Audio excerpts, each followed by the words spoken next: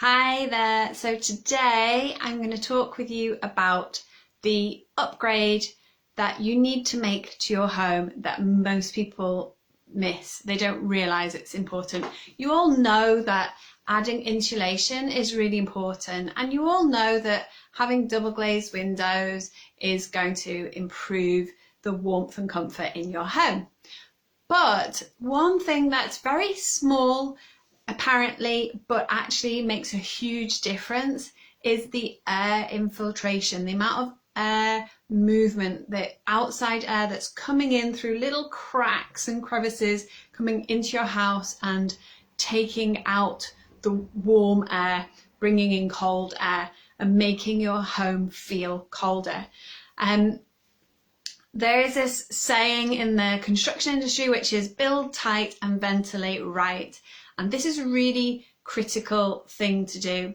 So I just wanted to tell you a little story about my experiences. So I bought this home that I'm standing in over 10 years ago now, and it was a project home. I bargained down this purchase price because, as I said to the agent, it's a house that needs quite a lot of TLC. And that was really putting it nicely. It definitely was a project house that needed quite a lot of work doing to it. And when I moved in in 2009, and in that January was so cold, and unusually it was a very snowy winter, and the snow was thick and stayed there on the ground for at least a week. I might have even been more like 2 weeks. And I'm in Manchester. Manchester is not particularly cold.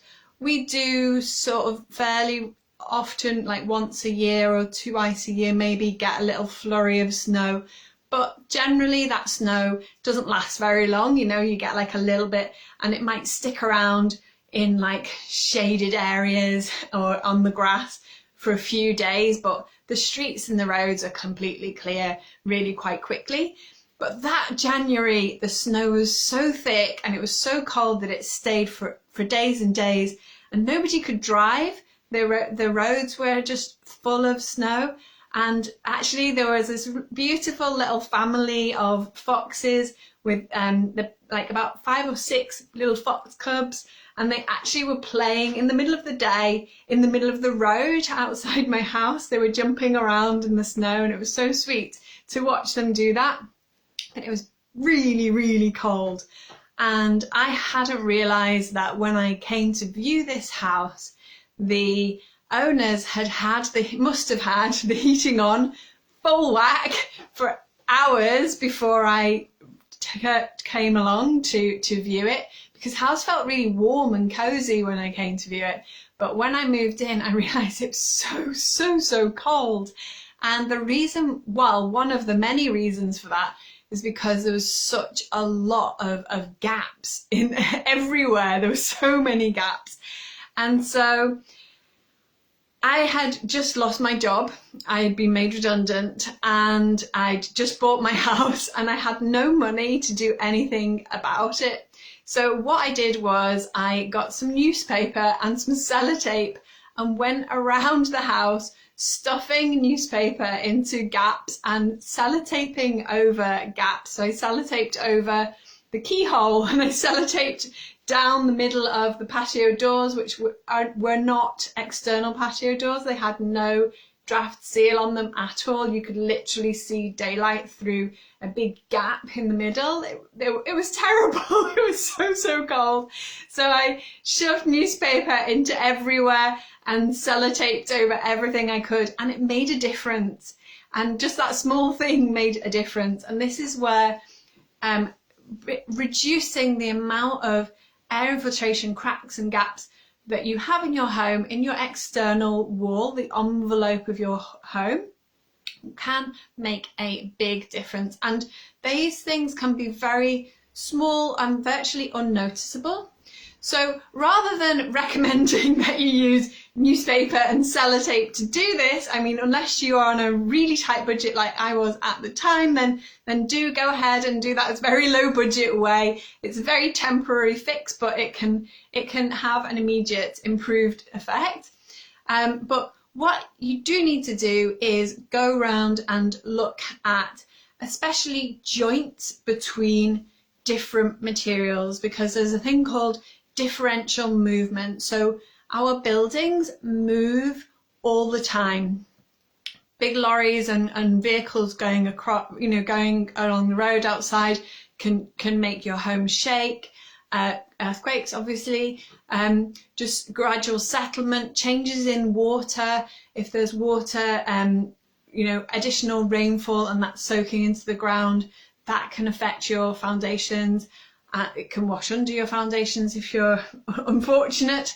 And also cutting down a tree nearby can stop tree roots soaking up water, and that can make a difference in the amount of water content in your ground, which can make the ground swell a little bit. That can create movement. A lot of these movements are very unnoticeable, imperceptible, but those changes, those settlements and movements in your building, and then with the changes in temperature and changes of moisture, can also affect materials differently. So wood can swell as it gets wetter, damper, and it's not drying out, whereas other materials like bricks don't move in quite the same way. So in particular, where you have windows, around windows with bricks and plaster, all these different materials move in different ways, and plaster in particular, it tends to crack. So where you have all those sort of joints around windows, doors, it's a really good idea to have a look and see if there are gaps and cracks along there. And if there are, get yourself some decorator's cork and rub that into, it's a very simple thing that you can do, rub that into the crack and to fill it. And filling those cracks can really make a difference to the amount of air coming in. Now, if you're building an extension or you're doing something big like replacing your roof, then you can do a lot more, make a much bigger change. But if you're just looking at improving what you have right now, just simply going around and filling in what you can find of cracks and getting some kind of sealant, like an acrylic sealant, to seal around the bottom of skirting boards to floorboards, and again decorator's cork along the top of skirting boards. All of these places where you've got multiple materials meeting each other, more than one different material, and particularly if it's plaster, then going around and filling those cracks in will make a difference. It might be a small difference, it depends on how much cracking you have. And then if you can sort of perceptively feel like it's cold, like you can feel air movement, then what you can do, a really good way to check that out and understand, where is that coming from, what's going on, how can you improve that and stop that happening, then a really good survey to instruct is a pressurized thermal imaging survey. What that is it forces air through your building, through your house, pushes the air, so it pressurizes it, and then with the thermal camera you can see where cold air is coming in, and if you take photographs from outside, where cold air is going out.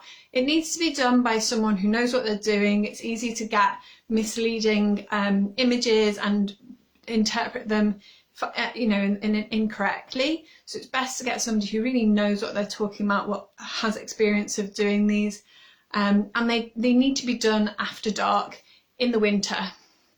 That's the time, because you need to have a difference in temperature from inside to outside. So you can do it either when it's very cold outside and you make inside very warm, or you can do it in the summer when it's very hot outside if you can cool the inside down sufficiently.